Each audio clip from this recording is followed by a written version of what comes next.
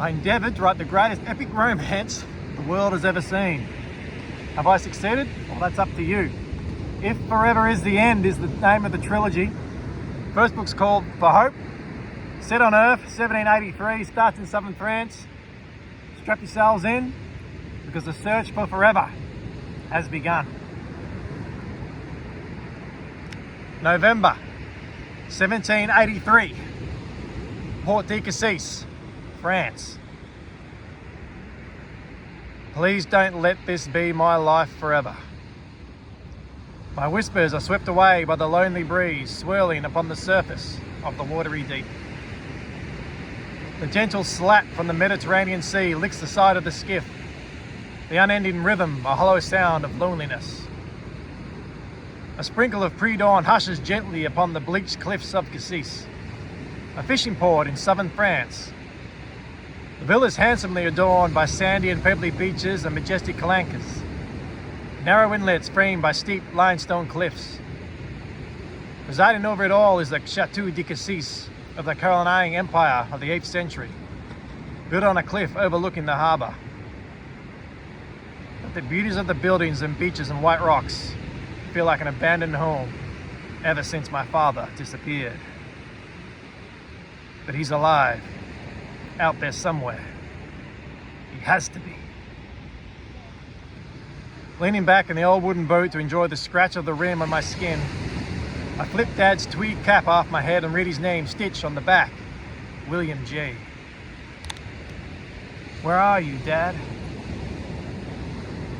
Interminable water ripples upon the grey sea, clouds scarring the pre-dawn sky. It's tempting to row on and on through the vast stretch of ocean to some strange, distant land until finding my father caught in crucial exertion to see the world by battling Leviathans. But there are no fire-breathing sea dragons. The world is not in danger, and finding my dad is hopeless dreaming. The sun would shrivel my body and drive me with thirst and blister my lips like fried potatoes. The longer you live, the more people leave you behind. That's life. People leave you. They forget you and forget them, and you forget them sometimes. What about Dad? Will he be in my thoughts always? Or will his memory slowly come apart like the letters of his name on his cap? Maybe when all those finely stitched letters are gone, he'll be gone too. At least that would ease the pain. I slip Dad's cap back on my head and it brings me to a long-lost early spring morning. I couldn't have been more than 4. He and I were rowing out of the cliffs and I fell overboard and the skiff left me in a trail of swept water. Dad jumped into the ocean, still wearing his boots. I remember that, the boots.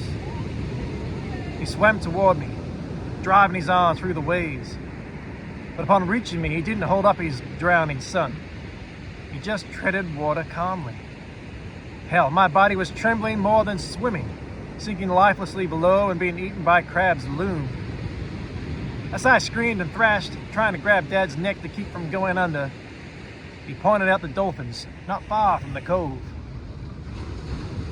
Move your arms and legs in rhythm, he said, smiling with water glistening on his mustache.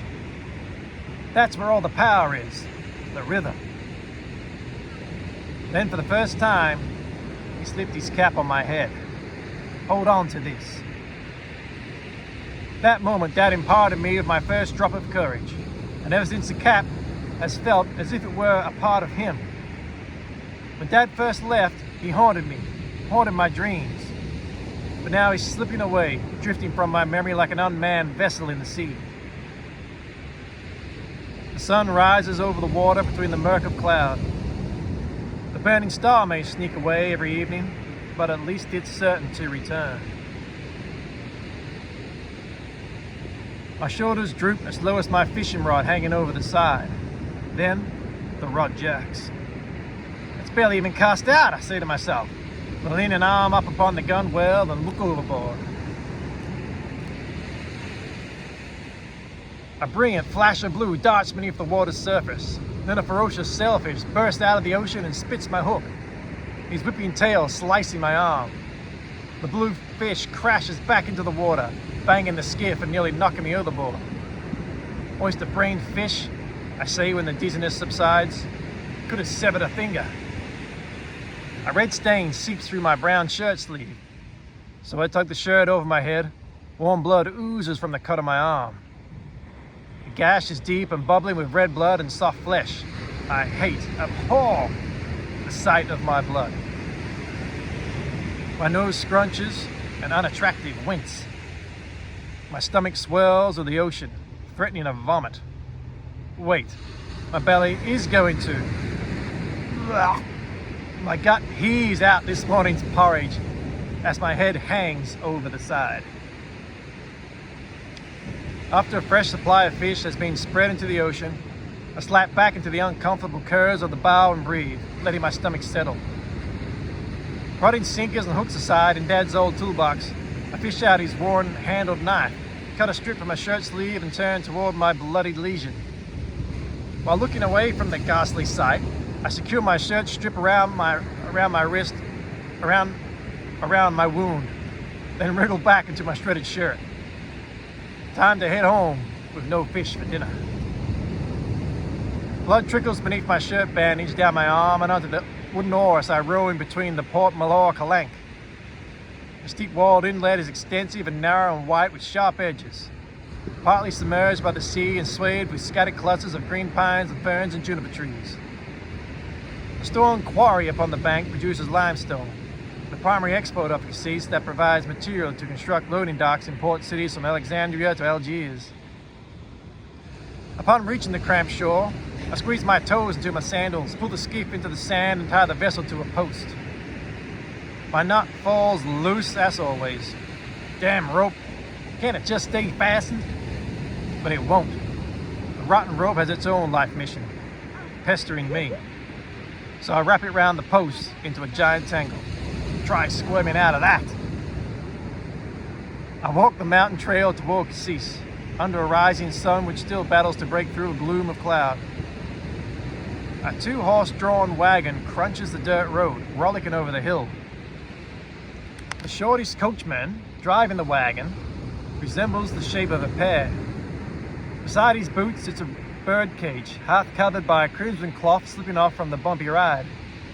Inside the coop appears to be a reddish-brown monkey.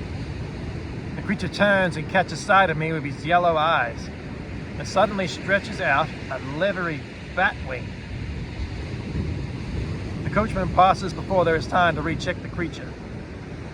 The wings are surely fake, I mutter, tied on for show. He drives his horses away, likely out toward La Ciotat and the Route des Quétais cliff-top road that runs along the cliffs of Cape Canaveral, the highest sea cliff of France, and the majestic rock face, Falaise du Soubonnet, formed from rock layers of ochre-colored sandstone and limestone. He's probably heading towards Cheval's inauguration. The coachman has 3 things better than me: a circus monkey, a pair of boots, and he gets to witness Cheval be inaugurated as our new king. Entering the port of Cassis, the harbour attempts to lift my spirits with its pastel-coloured buildings, sidewalk cafes and restaurants and houses, all roofed in burnt orange terracotta. Then, feathering out is the expanding scatter of stone houses in the green undulating hills. A handsome port, gorgeous even. But for me, it holds no lofty promises.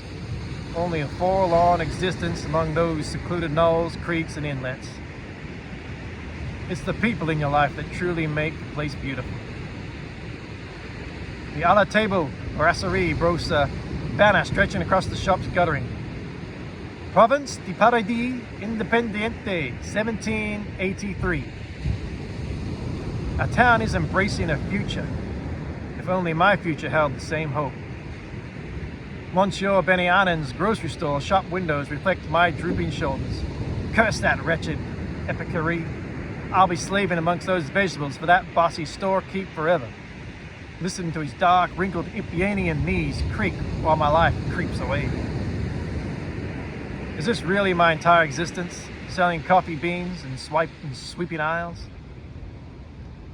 The cobbled road takes me out of Cassis, leading onto the Gifford's Vinery, one of the local vineyards in the hills that produce Cassis white wine and rosé. It's a tidy brownstone villa adorned with myriad rows of green vines and sizable cork oaks and picturesque branches.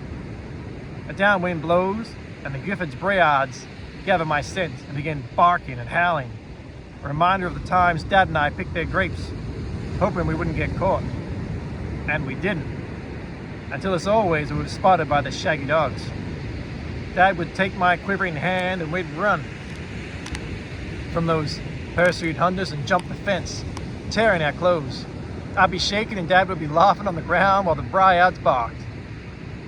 "Don't be afraid, Lincoln," he'd say. "There's strength within you." But that strength never grew past those first few drops. The gravel road to our house appears and I head up to our small stone cottage, the American-style veranda Dad built bordering it like a cowboy hat. Our turkey scoots around from the back and squawks at me, flicking his pink, fleshy wattle. Will he ever learn this is my home? His squawking alerts our visitors, and on cue, Mum comes outside and leans against the porch post. Her American hair, the color of Virginian wheat fields, blows across her stern eyes. "Lincoln Jack, you're bleeding," Mum says, eyeing the bandage and the drops of blood. "So?" She acts as if I were a toddler who skinned his knee. "I'll be 18 next month, Orinda." "That tone won't encourage me to prepare your dinner tonight," Mum says. "And you call me Mom." I step upon the porch and Mum takes my arm. "The wound needs attending." "It's fine." I wave her off and step inside. It's just sickening to look at. But my defiant mother refuses to be waved off. She sits me at the dining table and pours her herb mix on the gash on my arm while I grip one of Dad's homemade silver pocket watches, staring at the wall of Dad's Leonardo da Vinci sketch. A man floating in the sky beneath a triangle sheet. Sunlight streams through the window and flickers on the needle and thread in Mum's hand. She puts the needle to my skin. "Ow!" I flinch. Mum leans back. "The needle hasn't pierced your skin." "I'm preparing." Mum leans forward.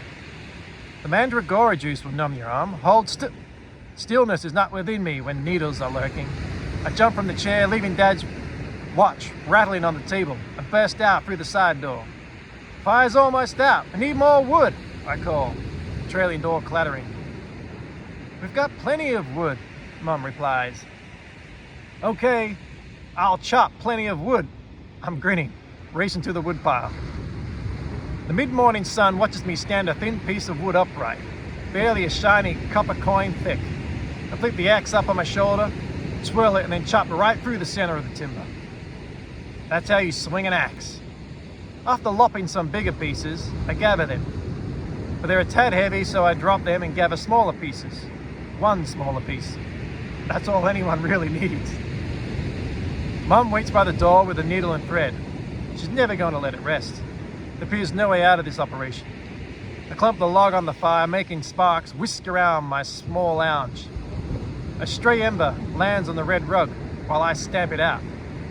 Mum re-angles the log in the fire, prodding it with the iron poker. "Fire needs to breathe," she says. Who cares about a fire's breath? Hopefully it breathes fire like a dragon. The surgical battle begins again as I sit by the table clenching my toes, fists, elbows and knees. This is ridiculous, all this nuisance, pain caused by a fish that should be being cooked for my belly. Mum slides the hot needle through my skin. It slivers.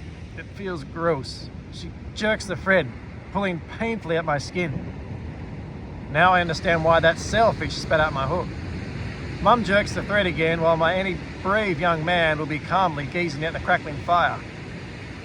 But I'm not. Shutting your eyes that hard will strain them, Mum says. This is my technique for dealing with pain, I say. Dad said to get used to pain. Being a fisherman, you get sore shoulders, your hands cut, jabbed by hooks. Mum grips my shaking arm. Is your technique working? I peek one eye toward her. Not really.